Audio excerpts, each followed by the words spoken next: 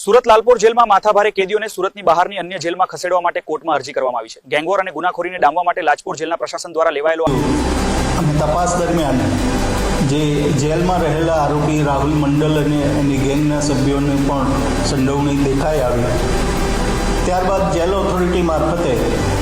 એક અરજી સુરતની સેશન્સ કોર્ટમાં પ્રિઝનર એક્ટ સેક્શન 29 હેઠળ કરવામાં આવી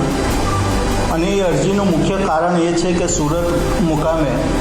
ગુજસી ટોક એક્ટ હેઠળના અંડર ટ્રાયલ કેટલાક પ્રિઝનરોને અત્યારે સુરતની જેલમાં રાખવામાં આવ્યા છે। એ ઉપરાંત સુરત બહારના પણ કેટલાક આરોપીઓ જે નામચીન આરોપીઓ છે તેને પણ જેલ ખાતે રાખવામાં આવ્યા છે।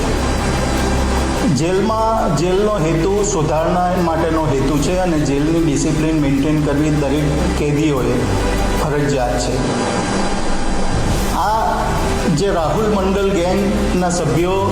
એક જ જેલમાં છે, વારે ઘડીએ એના સગાવાલા મળવા આવે છે અને ફર્ધર કોઈ જેલમાં બેસીને કોઈ મોટું કાવતરું ના કરે અને કોઈ મોટા ગુનાને અંજામ ના આપે, તે ઉપરાંત જેલનું ડિસિપ્લિન પણ મેન્ટેન રહે, બીજા કેદીઓની પણ સેફટી રહે, આ બધું જોતા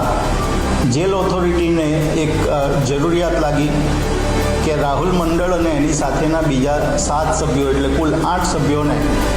સુરત ખાતેથી બીજી જેલ ખાતે ખસેડવાની જરૂર છે। એટલે કાયદા મુજબ સેક્શન 29 પ્રિઝનર એક્ટ સેક્શન 29 મુજબ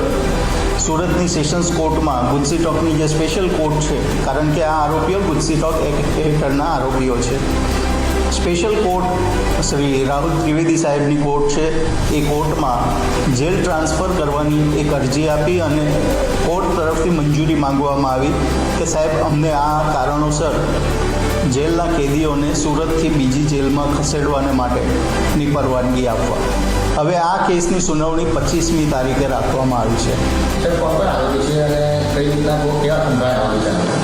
આ એક તો રાહુલ મંડલ કે જે સતીશ મરાઠેના ખૂન કેસમાં પણ એક આરોપી છે, એ રાહુલ મંડલ,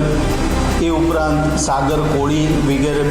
બધા જ જે આખી ગેંગના સભ્યો છે, એ તમામ સભ્યોની જેલ બદલવાની અરજી આપવામાં આવી છે।